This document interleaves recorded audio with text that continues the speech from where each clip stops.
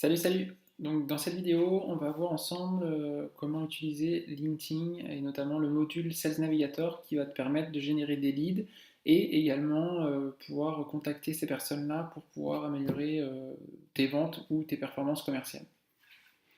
Alors, pour ce faire, la première fonctionnalité que tu vas pouvoir faire, c'est d'utiliser le fil d'actualité qui est proposé comme sur la version classique de LinkedIn, mais qui permet de se focaliser uniquement sur des leads que tu as pu repérer, que tu as pu flaguer comme étant des personnes potentielles par rapport à ton business. Donc là, tous les jours, ce que tu peux faire, c'est d'aller consulter les dernières news qu'il peut y avoir sur les entreprises et les personnes que tu contactes ou que tu vas contacter par la suite. Une fois que tu as fait ça, tu vas pouvoir faire des recherches avancées. Donc là, on va faire par exemple un petit essai. Donc on va aller sur chercher des prospects. Et tu vas pouvoir indiquer un certain nombre de critères et des mots-clés qui vont permettre à LinkedIn d'affiner plus précisément les prospects et la liste des prospects que tu souhaites targeter.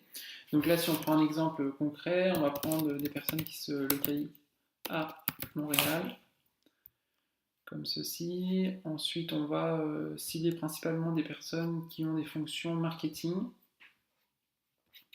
Et enfin, des personnes qui se trouvent dans des entreprises comprises entre 200 et 500 personnes. Comme ceci, on va faire rechercher. Ici, tu peux voir qu'il y a 2051 résultats.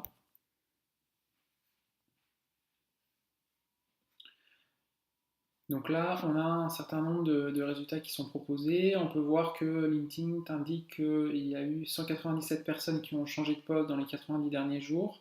Et il y a 3 actualités, par exemple, sur les 30 derniers jours. Si on va voir, par exemple, le profil de Mathieu Péloquin, on va regarder ce que ça donne. On va aller voir également le profil d'Elementary. Comme ceci. Donc là, si on va voir le profil de Mathieu, ici, on peut jeter un petit coup d'œil très rapidement à son profil pour voir si ça correspond bien à la cible qu'on souhaite contacter par la suite. Donc là, soit vous avez la possibilité d'enregistrer le profil, comme ceci, ou au contraire, vous allez pouvoir envoyer un message, donc ça va passer sous format d'un email. Il faut savoir que les emails, lorsque vous les envoyez et qu'ils sont acceptés, vous allez avoir un crédit qui va vous être fait de la part de LinkedIn. Par contre, si votre interlocuteur ne vous accepte pas, refuse votre message mais qui vous répond, vous allez avoir un débit de 1 email qui va être débité sur votre compte. Donc là, comme vous pouvez voir, pour ma part, à titre d'exemple, j'ai 113 crédits email disponibles. Ce que vous allez pouvoir faire également, c'est lui envoyer une petite demande sur LinkedIn pour se connecter directement avec lui. Donc si on clique sur envoyer, vous pouvez lui mettre un petit message tout simplement. Donc moi ce que j'aime bien faire, c'est lui indiquer, donc dire bonjour Mathieu,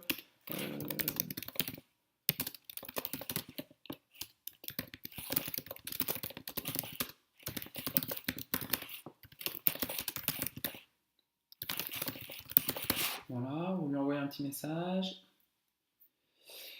Par la suite, ce que vous pouvez faire, donc si on retourne sur la liste en question, vous allez pouvoir enregistrer cette liste. Donc, si on va sur enregistrer la recherche, vous allez pouvoir classer et créer, on va dire, des listes de prospection. Donc là, on va mettre marketing Montréal 201 à 500 personnes. Voilà. Cliquez sur entrée. Je ne suis pas sûr que ça a fonctionné. On recommence. Si, ça a fonctionné. Donc là, si on prend cette liste-là, toutes les semaines, LinkedIn va la mettre à jour et il va pouvoir vous donner un peu un refresh des personnes qui sont toujours en poste, des personnes qui ont changé de poste, etc. Et vous allez pouvoir suivre leurs actualités. Toutes ces personnes-là, par défaut, ça va vous permettre par la suite de consulter, on va dire, les dernières actualités de ces personnes-là et de ces comptes-là. Si on retourne sur cette liste,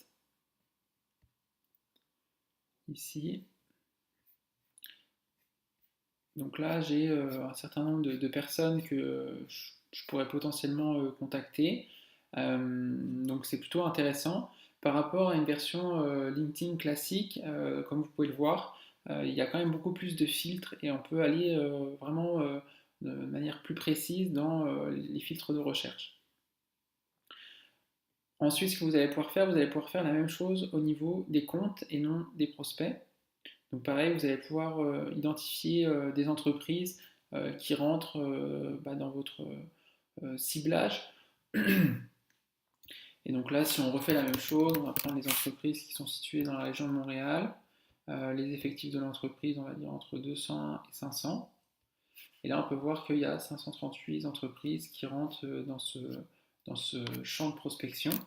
Et donc, c'est vraiment des informations assez intéressantes puisque LinkedIn va alimenter et va classifier les entreprises puisque la plupart des entreprises aujourd'hui ont un profil sur LinkedIn et c'est très facile pour LinkedIn de récupérer l'information pour savoir combien de personnes sont embauchées puisque chaque personne qui va travailler pour l'entreprise va avoir un profil et donc ils vont pouvoir rattacher ces personnes aux entreprises et par conséquent savoir combien de personnes concrètement utilisent euh, et sont référencées pour l'entreprise.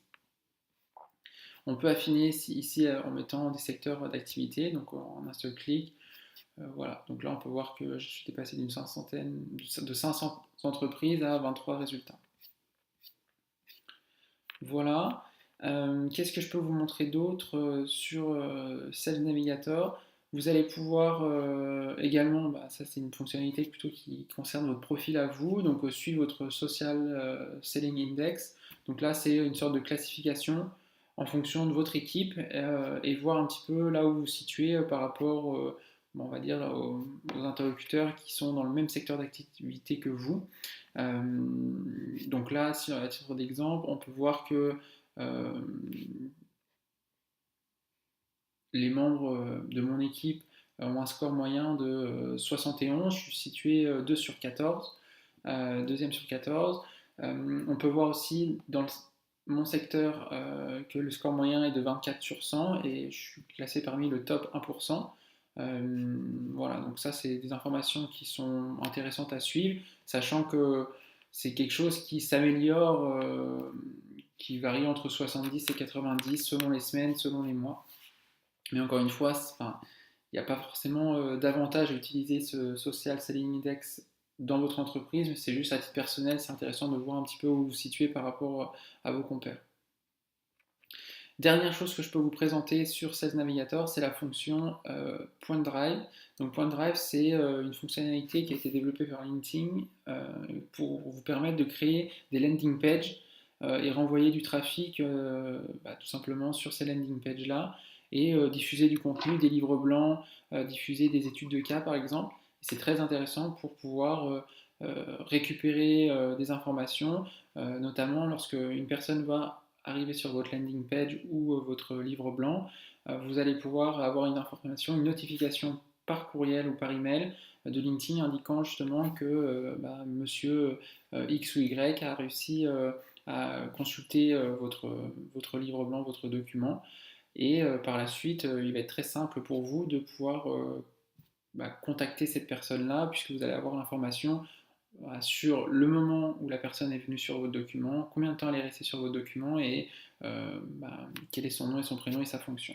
Si on regarde maintenant sur Point Drive avec une idée assez claire là-dessus, là on peut voir par exemple sur ce document-là, on peut voir qu'il y avait eu 43 personnes qui avaient consulté ce document et donc si on prend, on va prendre un exemple très simple, donc on va prendre ce monsieur, donc c'est Romain Pourchon, donc de chez Deloitte. Donc lui, donc on va pouvoir voir son profil après. Donc on peut voir qu'il y a eu, il a consulté le document 2 fois, il a passé 6 secondes dessus, puis s'est arrêté à la page 2 sur 23. Voilà, si on va maintenant sur son profil.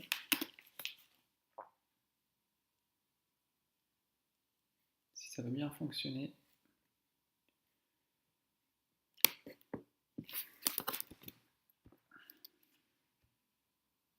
C'est en train de chercher. Donc c'est ça, donc c'est bien une personne qui travaille chez Deloitte, Deloitte Digital à Montréal.